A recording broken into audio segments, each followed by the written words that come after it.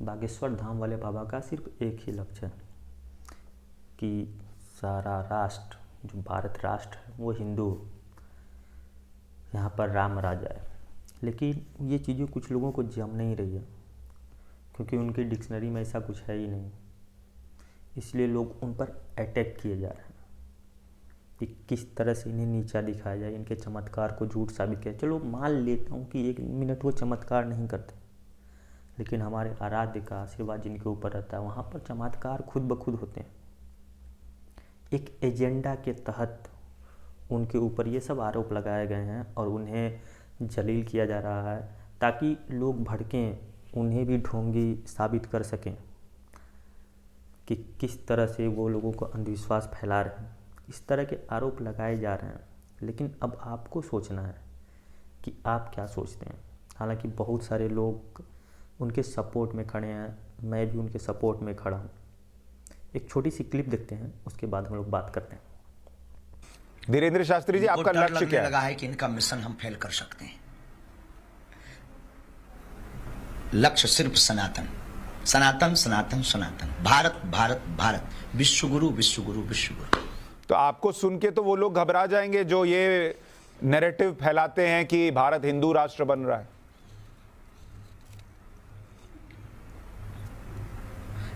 उसी कारण से तो ये हम पर आरोप लगा रहे हैं, चुनौती लगा रहे हैं। ये क्या उद्देश्य है? यही तो एजेंडा है। घबरा जा रहे हैं कि घबरा गए, देशत में हैं, प्राण उनके निकल रहे। ये सब कछु खर्चा कर भी तैयार है, रुपया भी, लुगैया भी, न जाने का उनकी जय जय हो गए। आपको लगता है भारत कभी हिंदू राष्ट्र बन जाएगा? आप चाहते हैं भारत हिंदू राष्ट्र बने? बोल देते हिंदू राष्ट्र है, बस घोषणा की आवश्यकता है। इसीलिए तो हम लगे हैं, हम हिंदू राष्ट्र बनवा करके रहेंगे। हमें पता है हम ना भी बना पाए, पर क्रांति तो जगा कर रहेंगे। आपके हिंदू राष्ट्र की परिकल्पना क्या है? वहां मुस्लिम, सिख, ईसाई रहेंगे? राम राज्य, रामचरितमानस का आधार। तो बिहार के शिक्षा मंत्री तो कह रहे रामचरितमानस नफरत फैलाने वाला ग्रंथ है। जहर फैलाती है। ऐसे लोग निकम्मे हैं, भारत में न रहने ही नहीं चाहिए। इन्होंने कभी राम कथा पढ़ी नहीं है, इनको हमारी क्लास में आने की आवश्यकता है। हम इनको ABCD पढ़ाएंगे कि राम कथा क्या होती है। मनमोहन प्यारे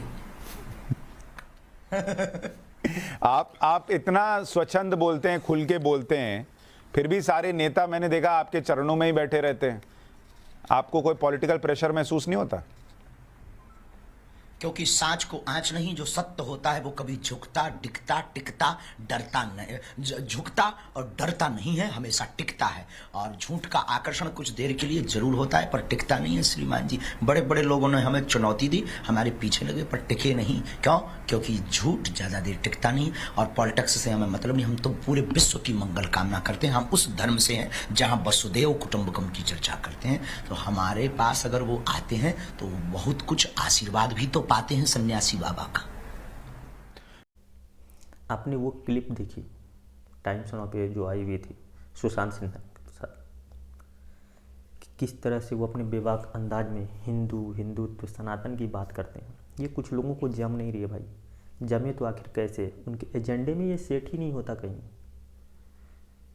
जितने भी वामपंथी मीडिया या वामपंथी लोग हैं, उनके एजेंडे में कहीं ये सेट नहीं करता कि भारत में जो हो रहा है, कन्वर्जन किए जा रहे हैं, सनातन धर्म को बदनाम करने की कोशिश की जा रही है, वो सब चलता रहे, उनके अनुसार चीज़ें हों। लेकिन बीच में एक बागेश्वर धाम वाले बाबा निकल कर आते हैं और सबके सोच पर पानी फेर देते हैं। उनकी जो प्लानिंग थी वो पूरी तरह से बिगाड़ देते हैं। इसलिए लोग के अंदर आग लगी हुई है कि कैसे इन्हें बदनाम किया जाए। इस तरह के प्रोपगंडा जब भी कोई इस तरह के बाबा आते हैं तो उनके ऊपर चलाया जाता है। यह एक पैटर्न के हिसाब से चल रहा है। ऐसा नहीं कि कोई आया बंदा उसने क्लेम कर दिया ये बाबा फेक है, अंधविश्वास फैला रहा है, ये फैला रहा है, वो फैला रहा है। नहीं, ये एक पैटर्न है, एक साजिश के तहत हिंदू को बदनाम किया जा रहा है। अब आपको ही आपके भगवान के बारे में गलत बताया जा रहा है। कहते हैं अरे यार ये तो झूठ बोल रहा है, ये ऐसा कर रहा है, वो ऐसा कर रहा है। क्यों?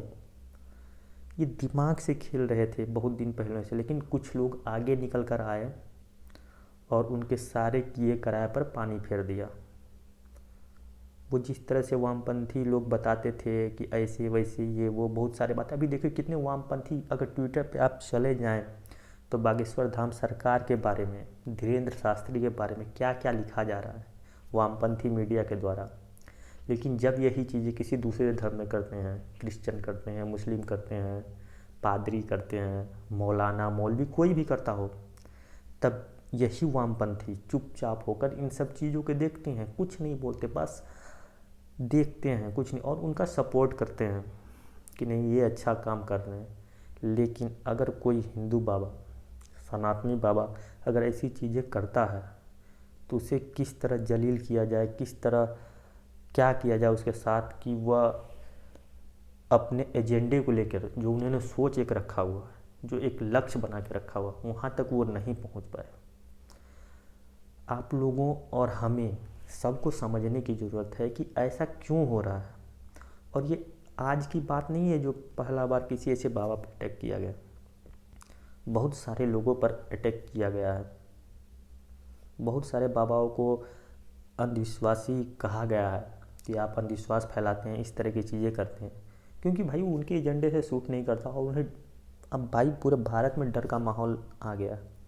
इस तरह की जब चीज़ें होती है तो एक गिरोह है जो पूरी तरह एक्टिव हो जाता है, कोई फैक्ट चेक करता है, कोई कुछ क्या क्या नहीं करता, मतलब ढोंगी साबित करने के लिए हमारे बाबा को क्या क्या नहीं किया जा रहा है। आप सभी देख रहे हैं किस तरह से उनके ऊपर क्या क्या इल्ज़ाम लगाए जा रहे हैं, क्योंकि डरे हुए हैं भाई, उनके समझ में कुछ नहीं आ रहा। अब आपके पास कोई तोड़ ही नहीं है, आप कुछ कर ही नहीं सकते, तो आपको कुछ ना कुछ उलूल जुलूल चीज़ें करनी है ताकि आपका ध्यान उस तरफ जाए, आप भी सोचें कहीं ना, कि आपके दिमाग और हमारे दिमाग के साथ ये चीज़ें खेला जा रहा है कि कहीं ना कहीं ये बाबा ऐसा है, उनको इस तरह से प्रोजेक्ट किया जा रहा है और इस तरह से दिखाया जा रहा है कि लोगों के मन में ये संदेह है, लोग सोचें कि यार इसके साथ क्या ऐसे कैसे हो गया, क्यों हो रहा है। मतलब अब ये बात चारों तरफ से फैली हुई है क्योंकि वो हिंदुत्व के साथ अपना एजेंडा तय कर चुके हैं और उसे आगे ले जाएंगे।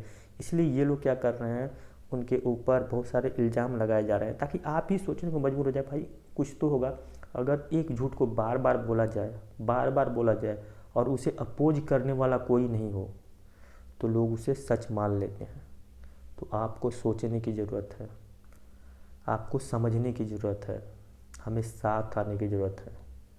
जब तक हिंदू धर्म जातियों में बटा रहेगा तब तक वो कुछ नहीं कर सकता, लेकिन हम एक साथ आए तो 100 करोड़ हैं भाई। Thank you for watching. Please don't forget to like, share and subscribe.